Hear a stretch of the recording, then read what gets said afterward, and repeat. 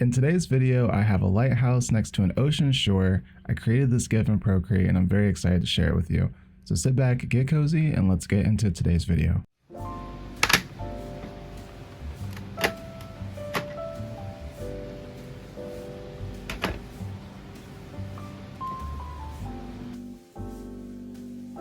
Hello everyone, welcome back to Cozy Tea. If this is your first time here, my name is Rob, this is my art channel. In a world of AI, I still choose to do art the hard way. So if that's your thing, I would say you're in the right place. So welcome. Welcome to the coziest corner of the internet. Alright, anywho, I'm creating a lighthouse on an ocean shore. That was the idea for today. And I got these photos from Unsplash. I will have them either linked or referenced down below. I'm not sure if I can get a link from the app, but Unsplash is something you can get in the App Store. I'm not sure if it's available on Android, but you can check and see if it is. Just do it yourself, why don't you? But no, they have a lot of really great reference photos, and there's a lot of great photographers who share their work and allow it to be used for reference.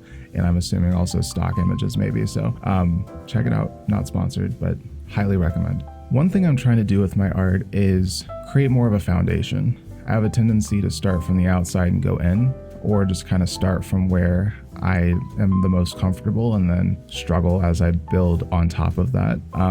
As this channel is my art journey, one thing I'm trying to do is be more patient with my work, not rush the process.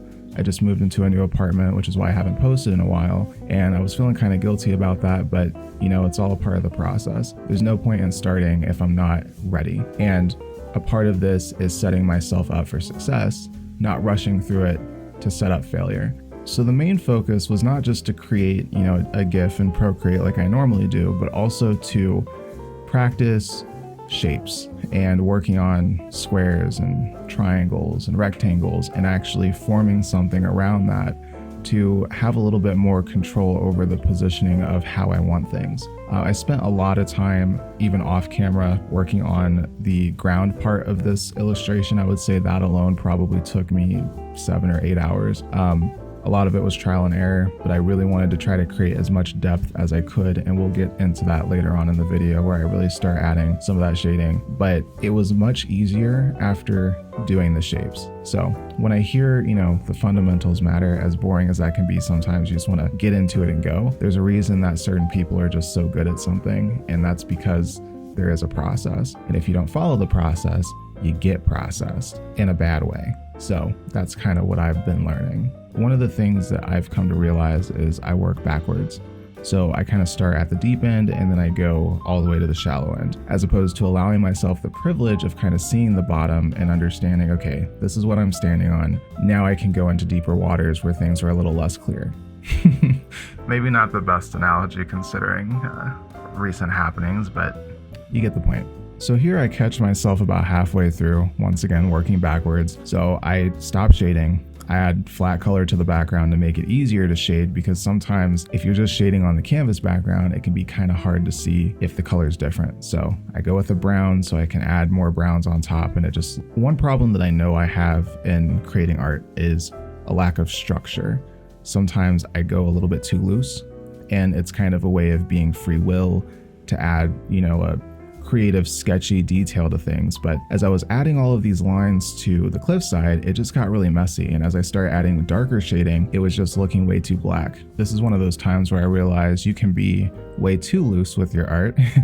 There's a time and place. If you're just having fun in a sketchbook, by all means, but if you want to create a finished work and you're trying to show it to people and it be translatable, you want to pull back on that free will, have a little bit more control, a little bit more restraint, and be a little bit more conservative with how you place your lines and bring everything together. So I put a lot of time into making sure that those lines were a lot more readable so it didn't look confusing and kind of scatterbrained towards the end. So back to the shading portion. My method here was just laying down pockets of color instead of blending as I go, because one thing, blending in digital, sometimes it just looks really blurry and it just doesn't achieve the goal that I want. And since this is an illustration, I want bold contrast. I'm not trying to go necessarily for a gradient.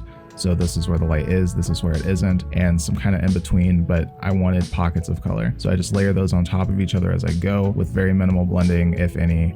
And that was my method to kind of creating the shading depth within the line work that I created.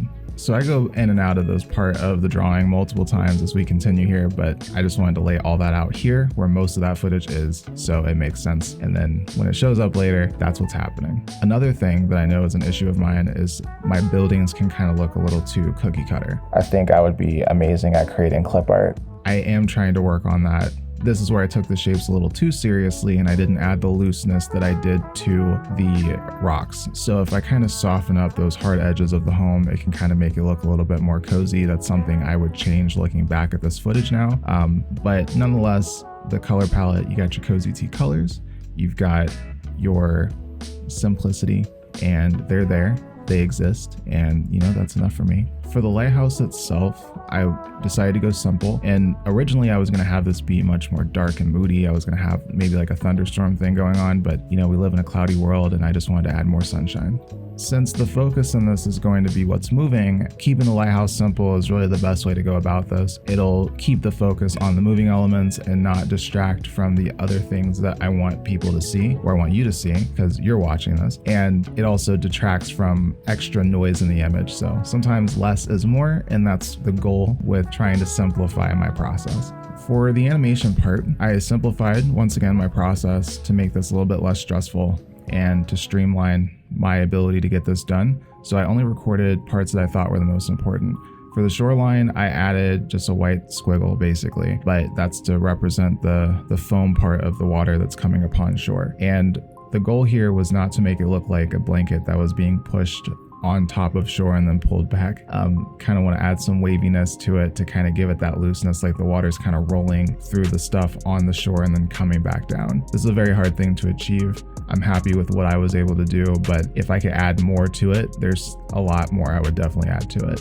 The rest of the water isn't moving because I would be doing this forever. So I put rocks a little bit away from the shore and I added some splash lines around them so it simulates the water's rushing past and it's, you know, meeting with the rocks and it's causing this friction where the water is splashing up as it goes past the rock. This adds a little bit more movement farther away from the shore, so it kind of simulates that there's more movement overall, even though technically the really big mover is the shoreline. One thing I learned in this part, even though I didn't technically do it myself, is if you're gonna do water on a shoreline, you definitely want the water to kind of break apart and reattach. So to create that kind of movement, I realized I was basically gonna have to start all the way over. I allowed this to be a lesson that I learned from, so the next time I do it, it'll be a little bit clearer what I can do with this. Water is one of those things where it's kind of an element that lacks structure, so you have to find structure for something that lacks structure, and that just takes a little bit more preparation. So as once again I jumped into this deep end for part of it, we're learning as we go. For the final touches here, I add some lights to the lighthouse, and then of course I work on the sky. I pack in a lot of color here, your purples, pinks, and oranges, and then this is also where I add some flying birds. I animate the sky a little bit just to give a little bit more flow to the overall image, and I like how that looks at the end of this.